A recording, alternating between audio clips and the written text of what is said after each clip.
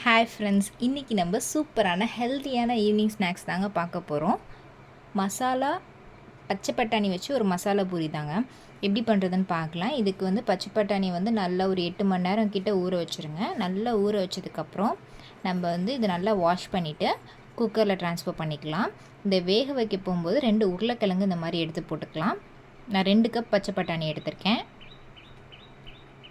கொஞ்சமாக உப்பு, மஞ்சத்தூள், தண்ணி இதெல்லாம் போட்டு நல்லா மிக்ஸ் பண்ணிவிட்டு குக்கரில் மூடி வச்சு நம்ம வந்து கரெக்டாக பார்த்திங்கன்னா ஒரு 5லேருந்து 6 விசில் வரைக்கும் இது வந்து நல்லா குழையிற அளவுக்கு வேகட்டும். இது வேகிறது கேப்பில் நம்ம வந்து ஒரு பேனில் ஆயில் ஊற்றிட்டு 3 பெரிய வெங்காயம் கட் பண்ணி வச்சுருக்கேன். அந்த பெரிய வெங்காயம் ஆட் பண்ணிக்கலாம். 2 சின்ன தக்காளி, ஒரு 8 பல் பூண்டு, 1 இன்ச் இஞ்சி இதெல்லாம் போட்டு நல்லா வதக்கணும். இதோட லைட்டாக அந்த ரா ஸ்மெல் வரைக்கும் போகிற வரைக்கும் மட்டும் வதக்கினா போதும். ரொம்ப நேரம்லாம் வதக்கணுங்கிற அவசியம் இல்லை. லைட்டாக அந்த மாதிரி வதங்கினா போதும். இது தனியாக இருக்கட்டும். அதுக்குள்ளே நம்மளுக்கு வந்து அந்த பச்சை பட்டாணி வந்து 5-6 விசில் வந்துருச்சு. இப்போ ஓப்பன் பண்ணி பார்க்கலாம். இது வந்து நல்லா கொஞ்சம் 1-2 மேஷ் பண்ணி எடுத்துக்கலாம். அது மேஷ் பண்ணால் தான் கொஞ்சம் நல்லா சாப்பிட வந்து சூப்பராக இருக்கும். கடையில் சாப்பிட்ற மாதிரியே இருக்கும்.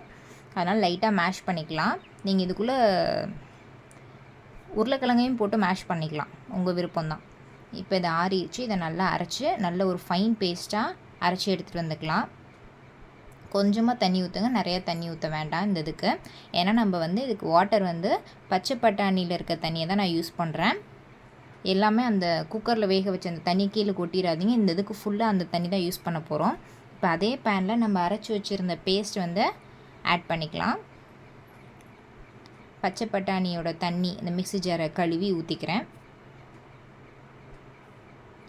உருளைக்கிழங்கு நம்ம பாயில் பண்ணி வச்ச உருளைக்கிழங்கு சின்ன சின்னதாக கட் பண்ணி போட்டிருக்கேன். நீங்கள் மேஷ் பண்ணியும் போட்டுக்கலாம், உங்கள் இஷ்டம்தான். இதை நல்லா மிக்ஸ் பண்ணி விட்டுட்டு இப்போ இதுக்கு தேவையான ஸ்பைசஸ்லாம் நம்ம ஆட் பண்ண போகிறோம். என்னென்ன ஸ்பைசஸ்ன்னு பார்த்தீங்கன்னா, காரத்துக்கேற்ப மிளகாத்தூள் 1 டீஸ்பூன் மிளகாத்தூள், கரம் மசாலா 1 டீஸ்பூன், மல்லித்தூள் 1/2 டீஸ்பூன் போட்டால் போதும். உப்பு வந்து நம்ம ஏற்கனவே பச்சை பட்டாணியில் போட்டிருக்கோம். அது போட்டதுக்கப்புறம் நீங்கள் லாஸ்ட்டாக வந்து பத்தலைன்னு ஆட் பண்ணிக்கோங்க. பச்சை வாசனை போனதுக்கப்புறம் நம்ம வந்து பாயில் பண்ணி வச்சுருக்க அந்த பச்சை பட்டாணியை ஆட் பண்ணிக்கலாம். இந்த இந்த இந்த மசாலா வந்து லைட்டாக கொஞ்சம் திக்காக இருக்கணும். ஸோ கொஞ்ச நேரம் கொதிக்க விட்டுட்டு நம்ம வந்து ஆஃப் பண்ணிடலாம். ரொம்ப வந்து திக் கிரேவியாக இருக்கக்கூடாது. கொஞ்சம் என்ன சொல்கிறது, கொஞ்சம் தண்ணி மாதிரி இருந்தால் தான் இது வந்து சாப்பிட வந்து சூப்பராக இருக்கும். இது கூட நிறைய டாப்பிங்ஸ் வந்து பண்ணுவாங்க. கார்ன் போடுவாங்க, பானிபூரி போடுவாங்க, கேரட் போடுவாங்க, ஆனியன் போடுவாங்க. நம்ம இஷ்டம் தான், எது வேணாலும் போட்டுக்கலாம். இந்த அளவுக்கு நல்லா கரெக்டான கன்சிஸ்டன்சி பார்த்திங்கன்னா இதுதான் கரெக்டான கன்சிஸ்டன்சி. இப்போ வந்து நம்ம வந்து ஸ்டவ் ஆஃப் பண்ணிடலாம். இங்கே பாருங்கள், கரெக்டாக இருக்குது. இதோட பிளேட்டில் போட்டு வச்சு சாப்பிட்டா ஈவினிங் சூப்பராக இருக்கும்.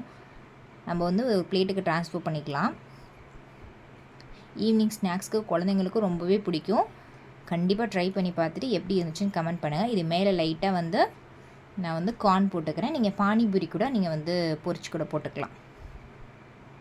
கார்ன் போட்டுட்டு வெங்காயம் போட்டுக்கிறேன். நீங்கள் விருப்பம் இருந்தால் கேரட்டு, பொரி இந்த மாதிரி கூட நீங்கள் எக்ஸ்ட்ரா கூட ஆட் பண்ணிக்கலாம். இந்த வீடியோ பிடிச்சிருந்துச்சுன்னா நீங்கள் வந்து லைக் பண்ணிக்கோங்க, சப்ஸ்கிரைப் பண்ணிக்கோங்க, பெல் நோட்டிஃபிகேஷன் கிளிக் பண்ணிக்கோங்க. இது வந்து சூப்பரான ஹெல்த்தியான ஈவினிங் ஸ்நாக்ஸ். கண்டிப்பாக ட்ரை பண்ணி பார்த்துட்டு எப்படி இருந்துச்சுன்னு கமெண்ட் பண்ணுங்கள். தேங்க்யூ ஃபார் வாட்சிங்.